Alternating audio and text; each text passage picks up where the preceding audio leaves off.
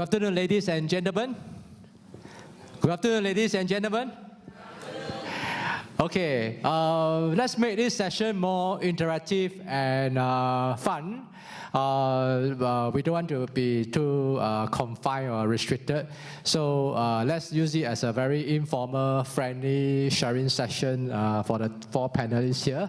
I have many friends who are real estate agents, and some of the real estate agents who served me for my property have served me for more than 10 years. So I'm a true believer on the value-added service of a real estate agent, and I strongly believe other speaker who mentioned that this service will not be displaced by technology, even though I'm in the technology business. So without much further ado, I would like to get each of the panelists to introduce yourself first to the audience before I kick off with some questions, and the audience can also feel free to think about some questions to ask them. Let's make this session more interactive and informal. Okay? Yep.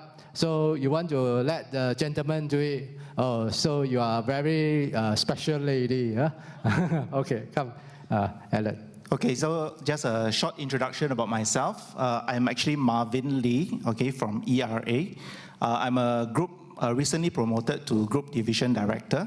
I think I started the leadership journey about maybe 3 to 4 years back, and in the last 2 years I've been promoted 4 times. Okay, the reason why I bring this out is because I think together with all the panelists today, our experience will be able to help and some of you to do better. Okay, the reason why we get our promotions is because our agents earn more. Okay, so we hope that with whatever that we share with you today, you will be able to earn more today. Well said, well said. Yeah, let's give a warm round of applause. That's the hallmark of a good leader. Yeah, that's Alan. Yeah, hi guys. My name is Alan Lin. I'm from SRI. And actually, I'm one of the trainers for our marketing in SRI. And I'm a project IC for one of the projects for SRI. Yeah, I've been in the market for about 4 years. I started out when I was still a university undergrad.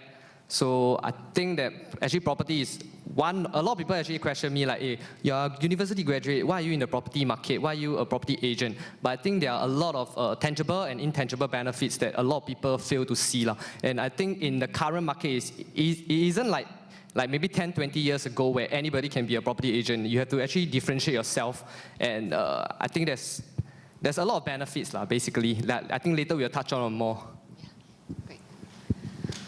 All right. All right. Hi, everyone. My name is Diana. Felicia.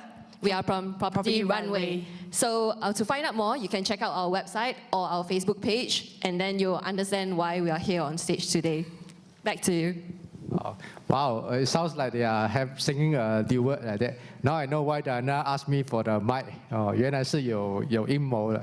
Okay, so without much further ado, I'll fire off with the first question. We all know that in today's market in Singapore is not an easy market. We have the additional ABSD. So we would like the panelists to share with us what kind of creative marketing techniques that they have used in their business, and which are those that really have shown results for them to give them a good ROI. So maybe you want to start with the lady? Yeah. Okay, I think that's quite a number of questions. Okay, so for Felicia and myself, we started exploring creative marketing last year. We started doing Facebook, Instagram, as well as YouTube. So things that we did were videos. And how many of you have seen video home tours online? I'm sure you guys are not on Facebook. No, just kidding. Okay, so anyway, video home tours are right now the rage, and we started it, and we realized that a lot of home videos started to look very similar. So I think one of the things that we always try to aim for is really to tell the story of the property, and this is actually how we help our clients ensure that their house is sold or attract the right buyer to their property. Anything to add on? Just to add on to what she said, sorry about my voice, because every property, they kind of know it's like a square, a cuboid. It looks the same to everybody else, but if we were to tell the stories, we're not salespeople. We should sell by telling their stories. We're storytellers. I think that would help you and help us for our clients to help them sell it as a unique property, not just as a house, but a home that can be someone else's dream home as well. Yeah. Sure. Go ahead. Okay, so this is very interesting because my perception as a old investor uncle is that only the young people use Instagram and all that. So I would like to ask you, when you use creative media like video and Instagram, what kind of data points are we talking about? Like what kind of traffic visitors do you attract? And what is your conversion rate of this visitor? And did any of this conversion materialize into a funnel of viewing and eventually transaction? So could you shed some light about some data points that you have gotten with your video and Instagram? Okay, wow, very technical question. Okay, in terms of conversion-wise, yes, when we run the home tours, we do get hits in terms of the number of people who eyeballed our videos, and we wouldn't be able to pinpoint exactly which video produces us the leads, that means sellers who approach us and say, hey, we love your video, we want you to actually help us to sell our properties, because usually what happens now is that consumers have become very intelligent. They don't just look at your page alone, they look at the number of videos you produce, they look at the content you produce, they backtrack and see how many, what kind of properties have you been marketing and how you present the properties before they finally contact you. So that means they have to go to different portals, they have to go into your Instagram, your website, your YouTube, your Facebook, then they make the decision, okay, you are the one. So it's like choosing a spouse, you know, you shop around, go out dating a few times, then you choose the right person, right? You don't just pick the first person that you see. Do you agree? Okay. So maybe I'll get Alan to shed some light on the creative marketing technique. Okay, so for me personally, I actually focus more on project marketing lah. So it's quite different from resale, whereas you actually have quite a lot of products that you can market for the developers. So generally, I'm sure some of you do project marketing, you will see that there's a lot of ads on the general portals that people use, or I would say like the space that people use to market, right? Generally are Facebook, Google AdWords, and probably property portals like Property Guru as well lah. So I think individually in each of these channels, right, there are creative methods to utilize them. Like for example, Property Guru, back then, I think before the algorithm changed, right, if you were to do a repost every day, it may be too costly for some agents, because there are agents that are spending like maybe 100,000 a year doing just on Property Guru. But there are ways that you can do it for at a cheaper price, like you're playing with keywords in your description. You may have seen some ads or some listings on Property Guru that are $0. So you will question, why would these people list at $0 or like price on us? So in the past, when you actually, if you think about it from a consumer's perspective, usually it would choose a development and it will sort it out by price. And sometimes all these listings will actually appear.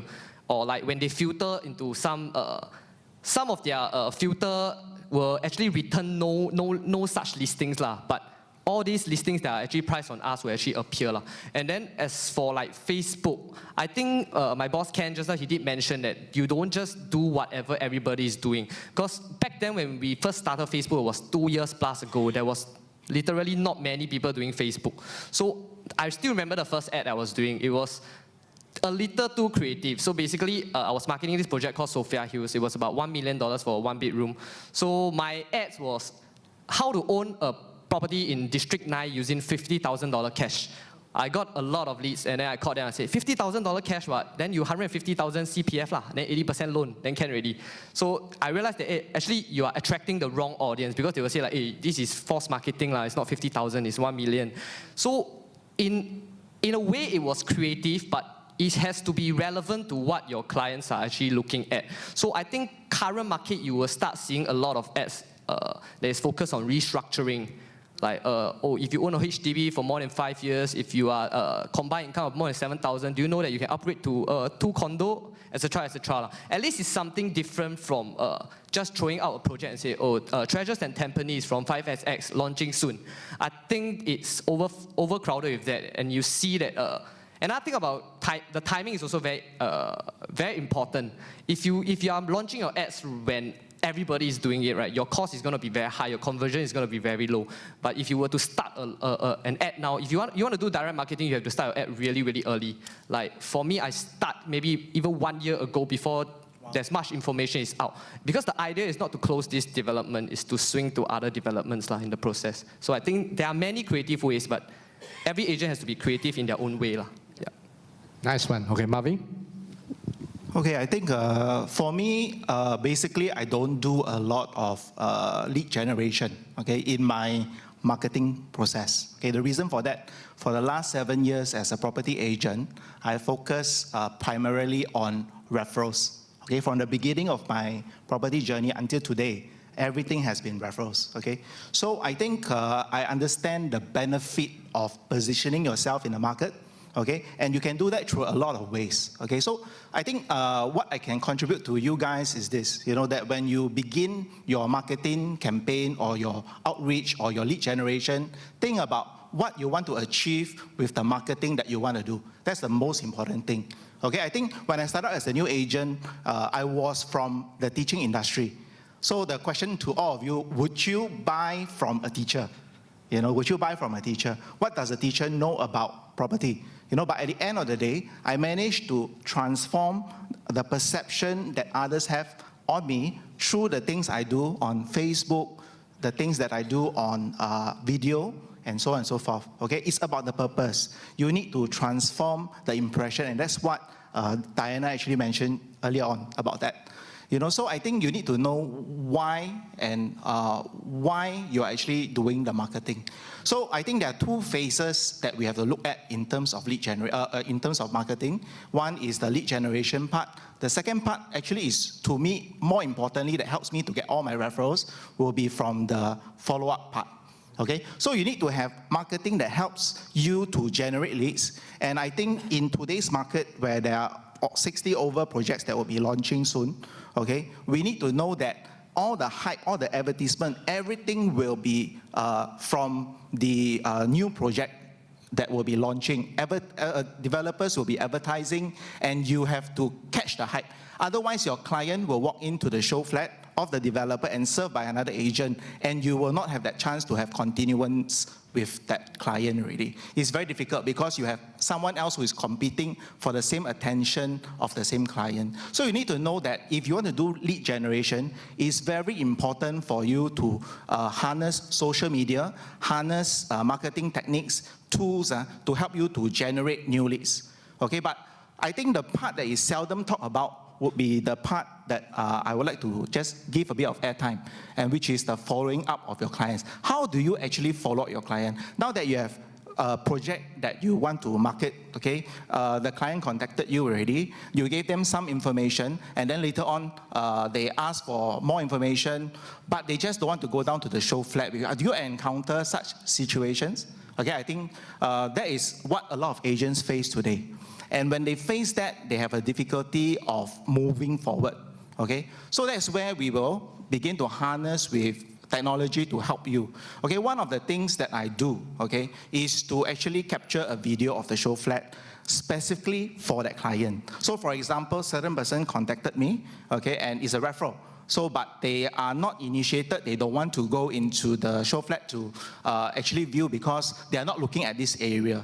But after understanding their situation, I think, hey, this particular project is actually very good for them. So I will recommend this project to them, but they don't want to come down. So what do? I go to the show flat, I capture a video, and I talk to them in the video, and I send it to them. Okay, so when I send this to them, it becomes personalized. Okay, and with that follow-up, somehow people just don't want to be the first fool, you see, because they don't want to make a mistake. But when you already show them a pre-taste of what it would be like in this project, they will be more than likely to maybe explore with you. So I think in terms of marketing, we really have to think of which stage you are looking at, what is the purpose of the marketing that you're doing, and which are the best tools. For me, I don't believe there is the best tool that is only choosing the right tools for the right situation, for the right client. Yeah, Marvin, maybe you hold the mic first. I'm fascinated by what Marvin mentioned about his source of leads is from referral. And I like that because we all know that referral is actually warm leads, not cold leads. But I guess what I'm keen to find out, and many agents, especially new agents, are keen to find out is, let's say you started off as a teacher, then after that you become a real estate agent. How do you go about kickstarting this referral concept? How do you get people to refer leads to you? What is the process of doing that? Okay, I think that's a good question. I think this is what most new agents they face. When I come into real estate, I don't have any friends, I don't have any leads, I don't have any contacts that I can start with. Okay, the question I always ask these new agents is that true?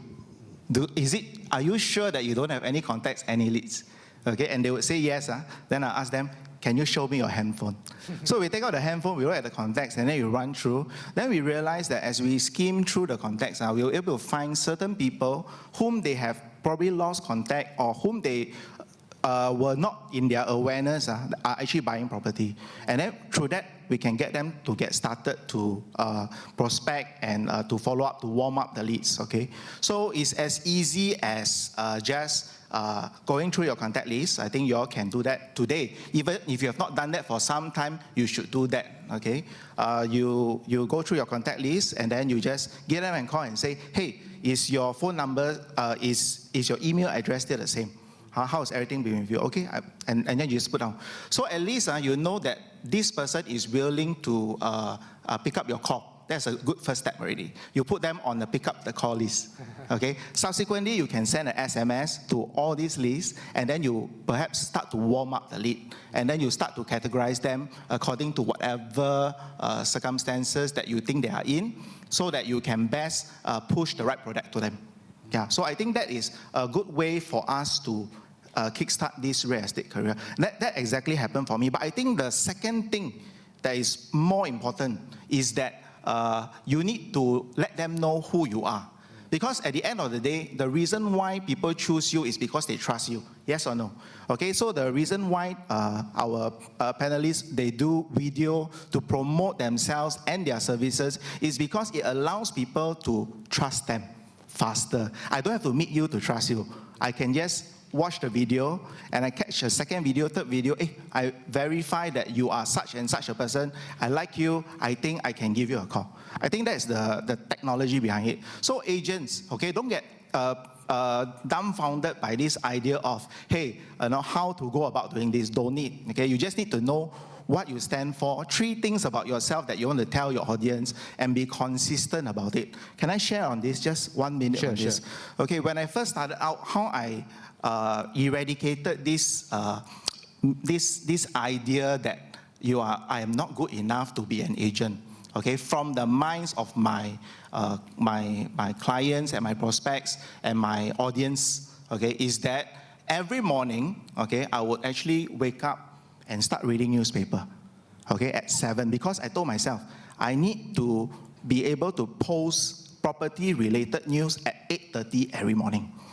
So I'll wake up early, read the news, and I post. After some time, what's the perception? This person is hardworking, this person is knowledgeable about property. That's what you need to do. You need to think about what perception you want to change, and then you go about doing it. I think that's the way for you to move forward in marketing. The house will change one. The house will definitely change. This year, so many projects. Focus on projects, you have to think about it, okay?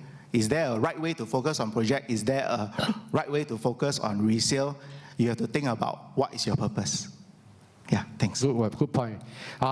Any questions so far about what was being commented by the panelists about creative marketing? Anyone? If not, then I will move on to the next question. So we know that now Singapore market is a bit tricky, especially with the introduction of the additional ABSD. So I would like to ask the panelists to share with us, as a real estate agent, if you are selling a property. Question number one is, how do you segment the current buyer's market in Singapore? And question number two is, which segment do you think is most promising for agents to target in today's market condition?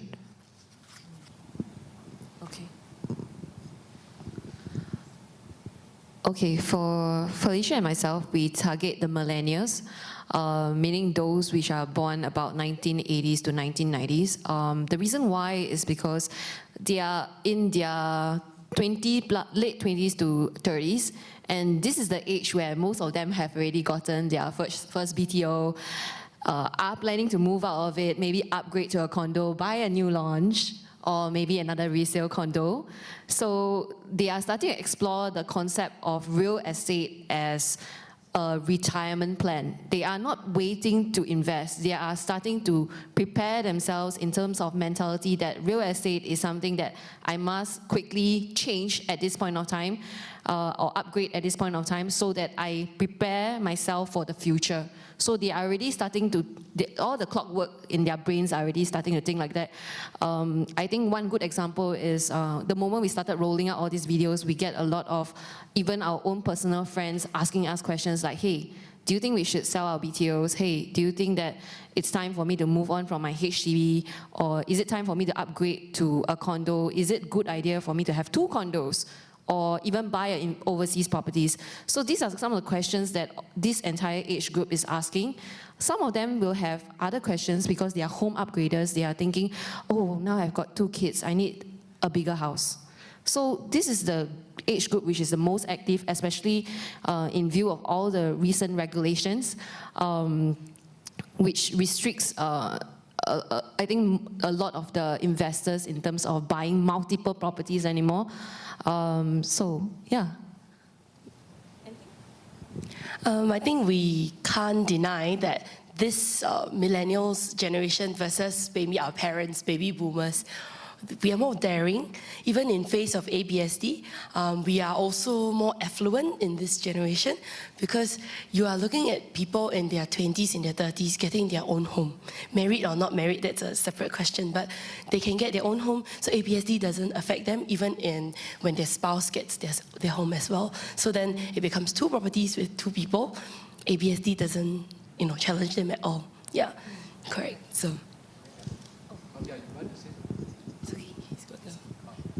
Okay, I think the initial part of the question was asking about there are different segments to the market, right? So I think personally, because I do project sales once again, I will segment the market into like the affordable launches for new launch, and then there is a high-end market, there's like EC's market, whatever. So it depends on, first of all, what's your marketing strategy. If you are looking to market based on like Facebook or AdWords or whatever, the likelihood your clients coming in are belonging to the upgraders or maybe the city fringe at most for purchase. If you're looking to target a high-end market, based on my experience and my observation, right, most of these clients actually come from a referral basis, either from private bankers or it's your family network and whatsoever. So these markets also face different kind of objections. So like, for example, the high-end market, they are pretty much resistant to any kind of ABSD because 70-80% of the buyers are coming from foreign countries and they are actually paying 20% ABSD. Whereas for a Singaporean perspective, they are more conservative. So if you are looking at a 12% ABSD, I've sent almost like maybe more than 100 clients this year alone. And most of them will be unwilling to pay the 12% ABSD. Reason being, right, in the past there was 7% ABSD. For a new property launch, general trend by TOP, you will be seeing a 15 to 20% upside. So with a 12% ABSD coupled by your normal buyer stamp duty of 4% plus whatever interest that you will incur within these 3-4 years, right, there's really no upside if you are paying the ABSD. So the most common thing that you come in and why the buyer is not buying is because, oh, I need to sell my HDB, I need to sell this, I need to sell that.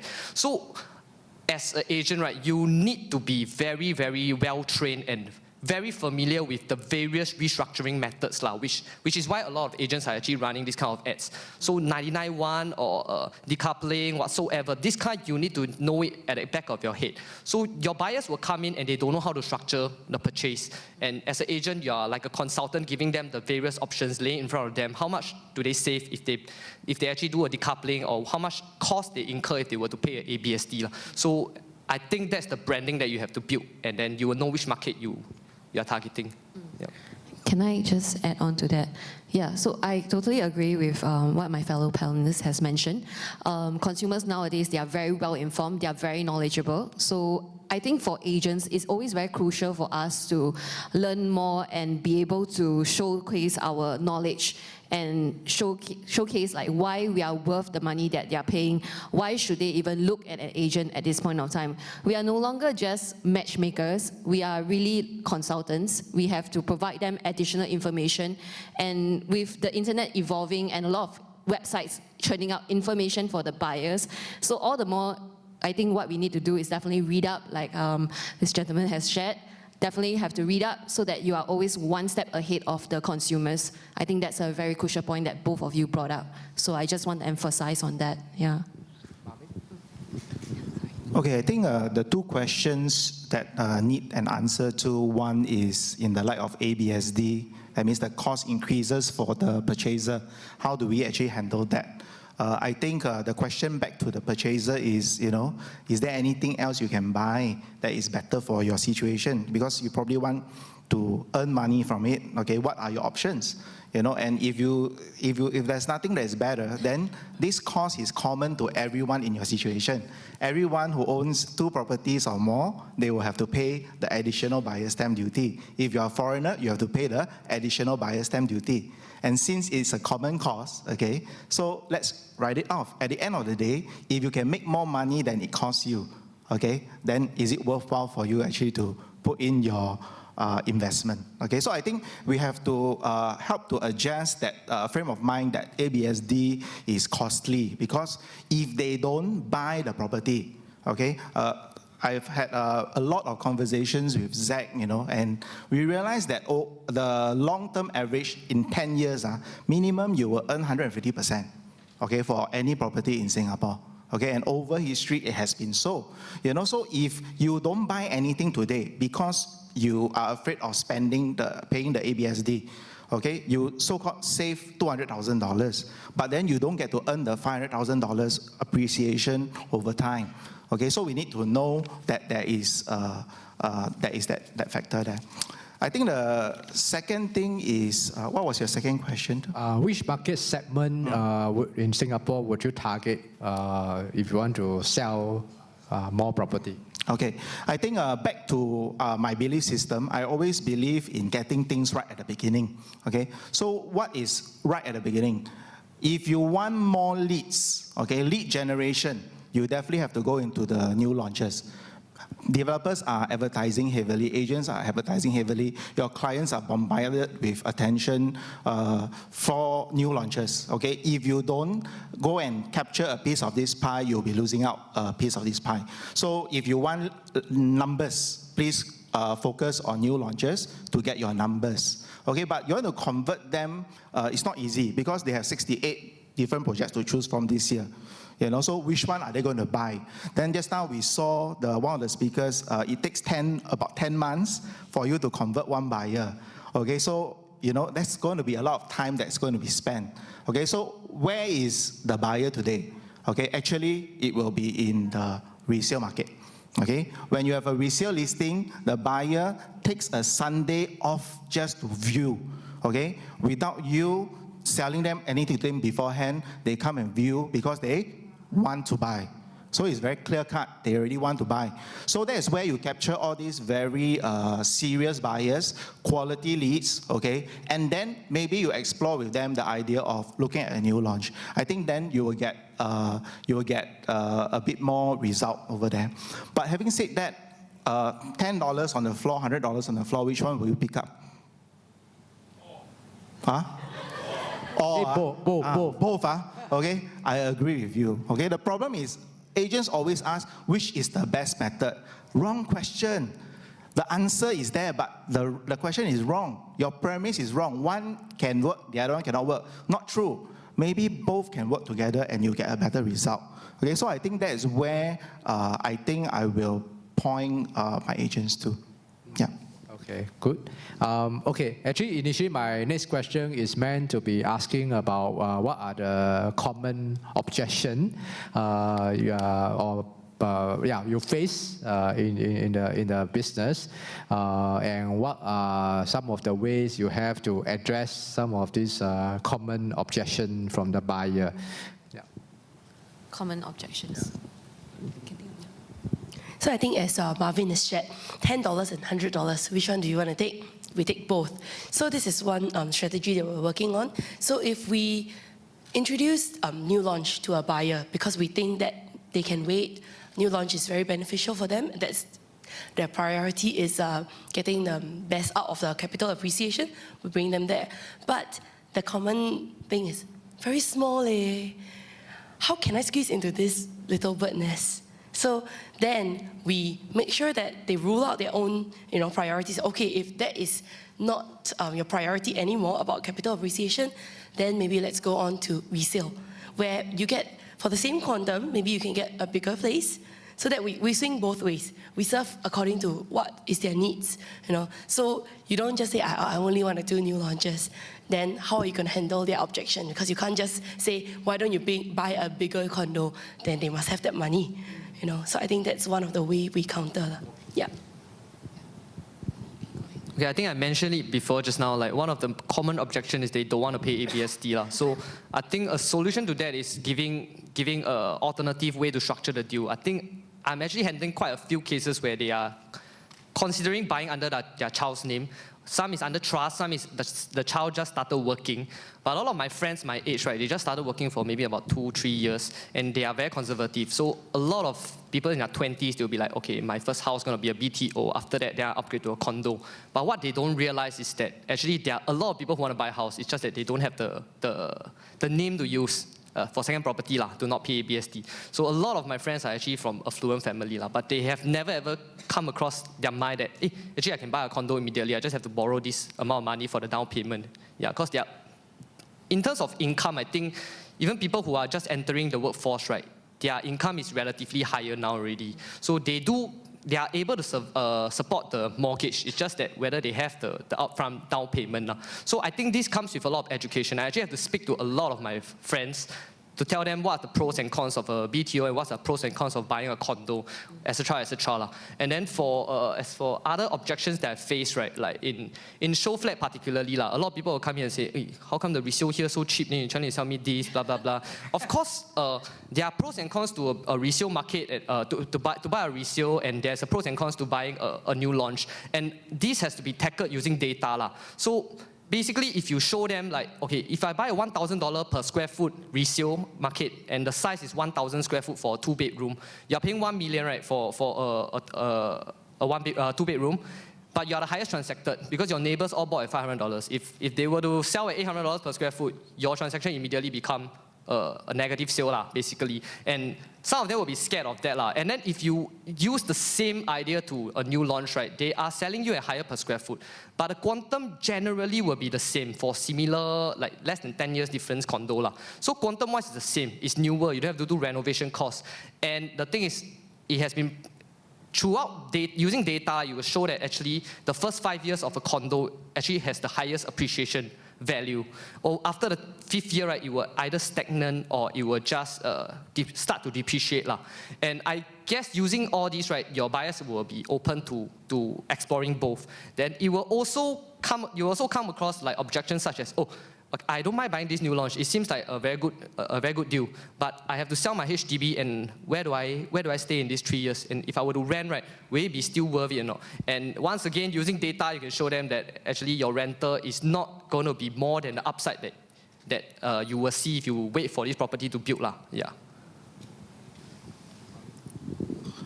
Yeah, I think objections is something that we face every day in our job. Okay, as a real estate agent or as anything, Okay, you parents also face objections from your children, from your spouse. Okay, so it's very common. Okay, I think there is just not really any specific objections that are too difficult to overcome. Okay, if you already understand why they objected to it in the first place. I think the understanding of why the objection came about is the most critical aspect for all of us when we face clients with objections. Okay, so I think it's to understand them, okay? Understand their needs, understand why they raise it up. Is it because of a situation they are in, okay? And then helping them to find solutions.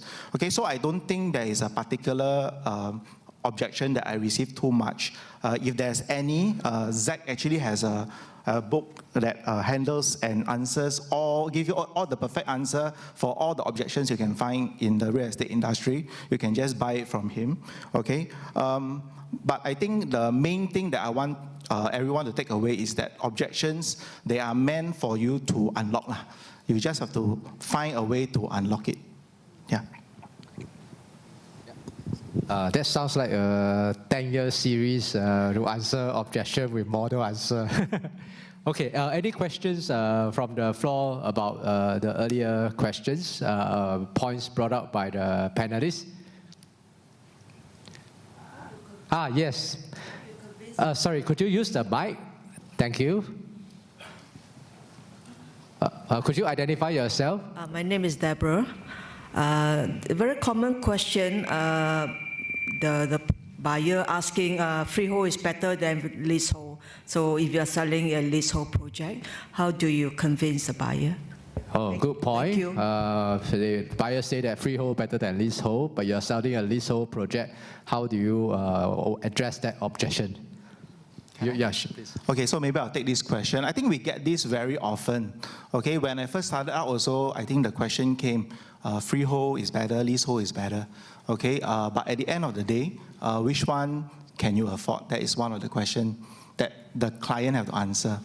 Okay, so how I approach this is that I have a tool called a tool. Okay, I have a tool that allows me to actually trace the so-called the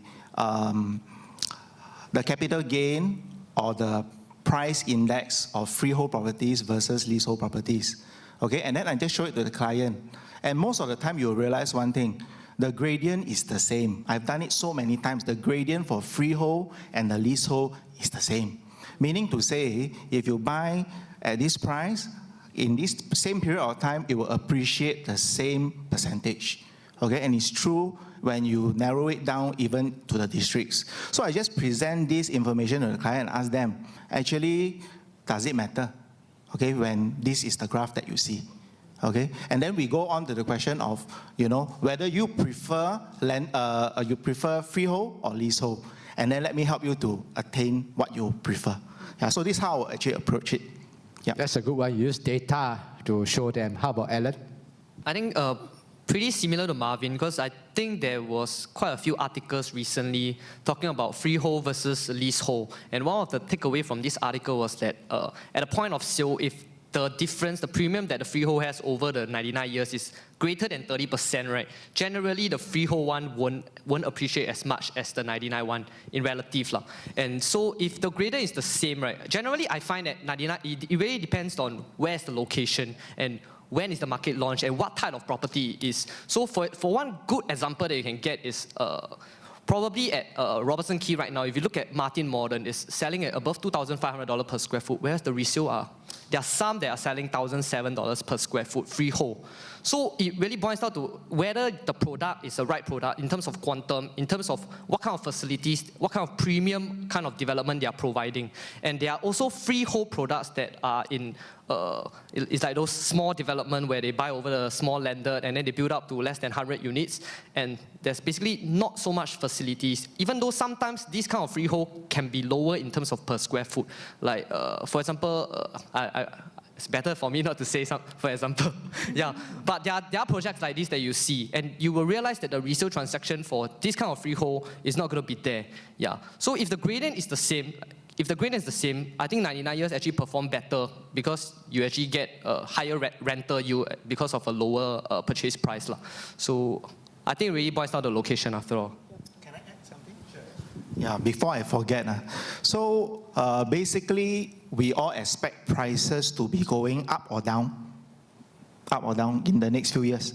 Up, right? So if you are to buy a freehold right now, which is of a higher price, right? There's a premium on it, okay? After another 10 years, it will go much higher, right? Will you price yourself out of the market? That means, will you be able to fetch the resale market price? Whereas for the leasehold, you have a better chance of fetching a resale price, okay? That will give you the profit that you want. That's the idea I want to talk to my client, because most of them, they will actually buy for at least 5, they have a long-term view, 8 years to 15 years. Okay, and that might be the problem they will face, because if Stanley Morgan is correct, it will be double by 2030, you know.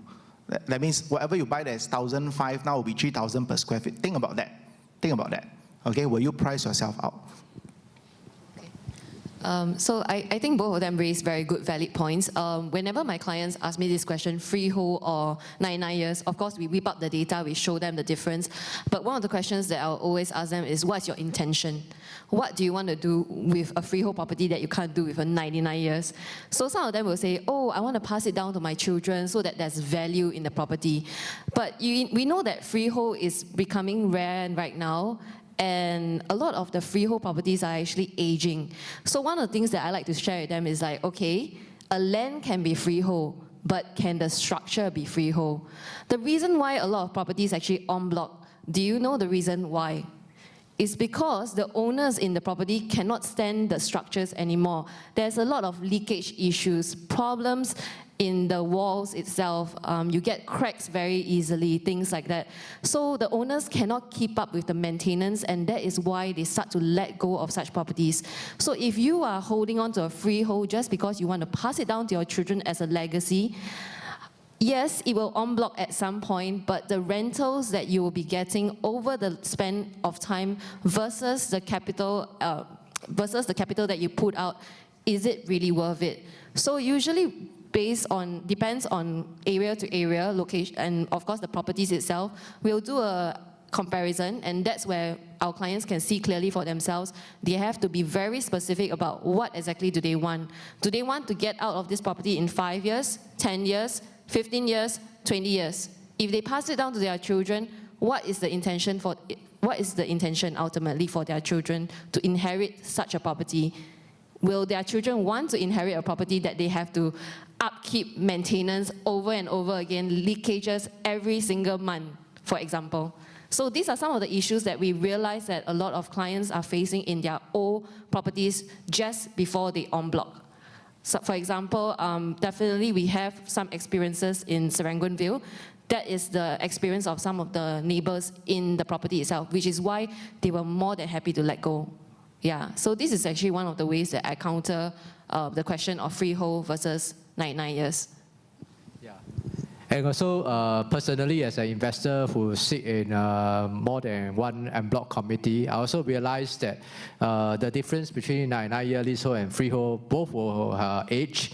But when you are sitting in a freehold property, there are still many owners who have a lot of emotional legacy to the property, and they think that because it's freehold, they don't have a pressure to sell on a collective sale. Whereas those who are in leasehold, they know their lease is running out. So therefore, the pressure to sell and the temptation to sign on the dotted line of a CSA is much higher. So as a result, I find that in my years of sitting in collective sales committee, it's generally easier to persuade leasehold owner to sign than a freehold owner to sign, simply because they know that their lease is running out. It's a very practical reason. Yeah, so I think that's another reason. Yeah. Okay, any other question from the audience, especially some objection that you have encountered that you want to share with the panelists, and they can give their perspective to you? Anyone? Okay, if not, then I will ask one more question, which is if someone is starting out new, when I say new, doesn't mean he must be young, it can be mid-career switch like yourself. So what are some of the advice that you give to someone who is just starting out in the real estate industry? What are some of the steps that he can do to build up the real estate business for himself? Okay, I'll just share from my experience. I've been in this industry 9 years. One of the things that I regretted not doing right at the beginning was to let every single person in my social circle know that I'm in real estate. Because actually your friends, you'll be surprised how much faith and trust they actually have in you. The moment you just post up on your Facebook or just let them know, hey guys, I just got my license, you wouldn't believe how many people actually have the faith in you to entrust you with their $1 million property even to sell or even for their purchase. So I think that the most important takeaway that I had in these 9 years is that, guys, have faith in yourself, have faith in the value that you can provide your friends and relatives, and just dare to tell them that, look guys, I'm in real estate, I'm in it, I'm serious, and this is why I'm serious. And you post what he shared, articles, you share knowledge that you have, you share experiences that you have. Even when you visit a condo that you think is great and you can just post it online and just share about it. People will know that you're active, and at some point they will make the decision when they are ready to approach you. So this is one of the things that I did not do at the beginning, and I a bit regret it, but then this is the advice that I would hope that you take seriously and moving forward. Being part of Diana's team, that was my takeaway when I first joined her. So I'm a relatively new agent of 2 years. So for myself, I think on top of tapping into your own social network, that would be yourself.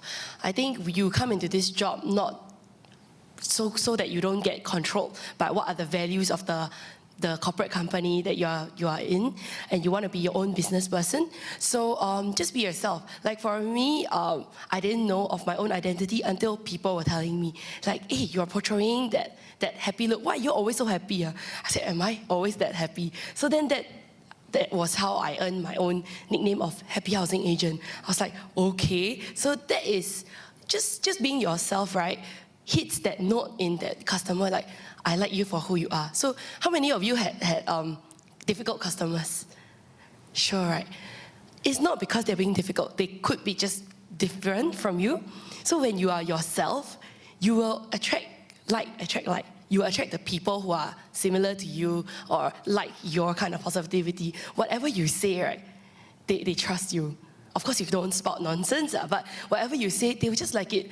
And something else that someone else is saying, right, the same thing, they might just not like it, like 八字不合啦, you know? So I think being yourself, especially because you're your own boss, is the best way to market yourself. Yeah. Okay, I still can remember when I first started out. So when I first started out, they asked me to do project marketing in my previous agency. So they just asked me to go to the show flat, wait for walk-ins, and at that time, I was seeing like, wow, how come other people have got so many invites, but I got no invites? And I was very young at the time, and I didn't like doing hyping, because, paiseh, everybody is paiseh of doing all this.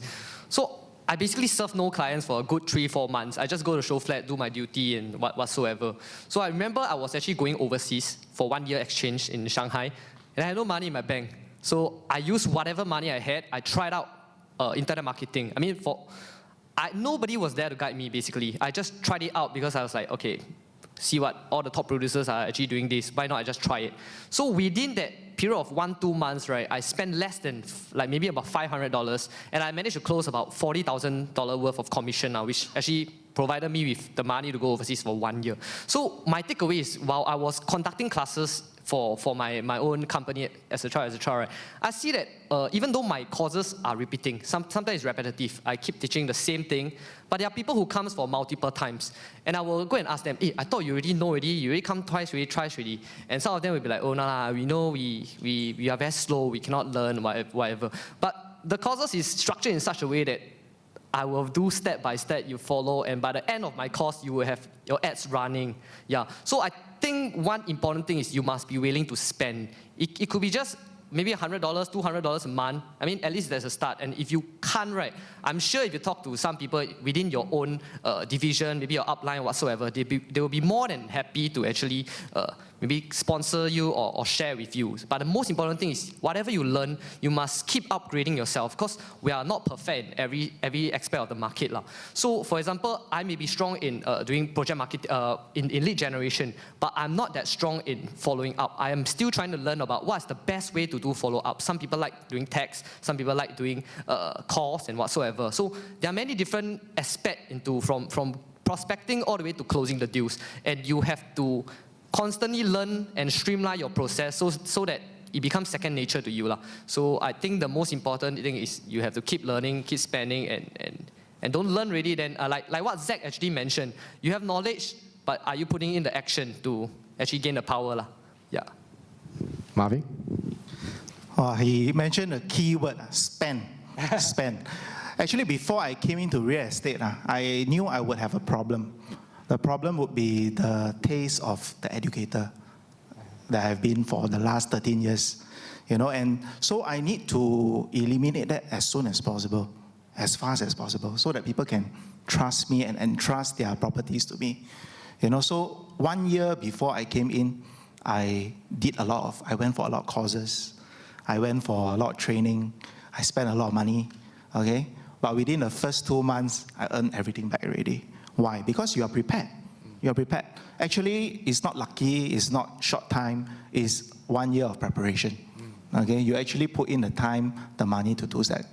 And shortly after, I think within a year, I did. The second thing I want to say to new agents who are coming in is, if you're coming in, dare to dream. Okay? My second year, I think, or rather the second year as a real estate person, I have never been to Australia before. But I was approached by a developer in Australia, or rather a marketing agency in Australia, to collaborate with them, and I brought in projects to ERA level. Okay, so you are just a 1+-year-old agent, and then you are already leading a team of 50 to 60 agents marketing Australian properties when I've never been there myself. Okay, so you dare to dream, and you'll be able to do very well. The third thing is don't be contented with status quo. The problem with us is we are always chasing after the next best idea, the next best tool. The problem with it is today, video marketing is the in thing, okay? Facebook marketing is the in thing. Instagram stories is the in thing. But with time, let's say 3 months, everybody starts learning about all these 3 things, right?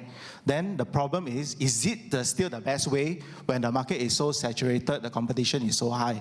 Okay, so you need to know that there's going to be a next best thing coming up already. Okay, and that's why I'm always on the lookout for the next best thing. Okay, and today I just want to use this opportunity to share with you one tool that will help you. I believe it will pick up very, very quickly. Okay, if you all start using it, you all will start closing deals. Okay, so if you have a mobile phone with you, okay, just take it out. Okay, I'm going to give you a link. Can I do that? Sure, sure. Okay. So the link is this, you have a mobile phone, okay? Go to, just type in SHOR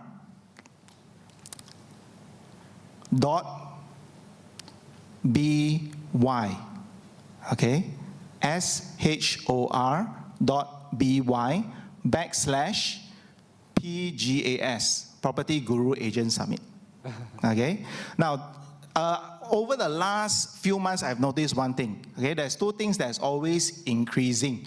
Okay, firstly is the increasing usage of links. I realize people always share links. Whatever they post on Facebook, they put a link to it. Okay, so the problem with it is that every time we can only share 1 link. If I put 10 links, what will happen? You all will find that it's too much. Okay, so you have no way to make links sexy. But 1 link maybe not enough to convince the client to do anything. Okay. Wait, let me finish this part. Okay, so what happens is that you need to be able to have a tool to be able to make links sexy. Okay, so that your client click on 1 link and they get all the links that you want to show it to them.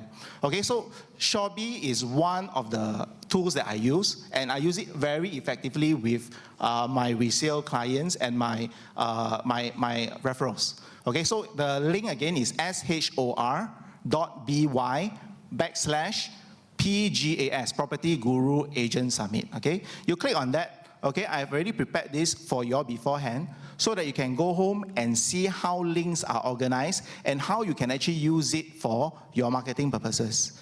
Okay, the second thing is the use of videos. Okay, it's actually very rampant, and I think if you don't have a video on YouTube or Facebook, then you are very, very late in the game. Okay, you should start getting at least one video out.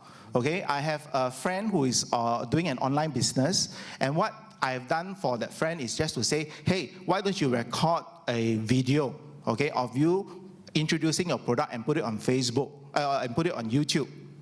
And guess what happened? 1 year later, okay, she only has one video on YouTube.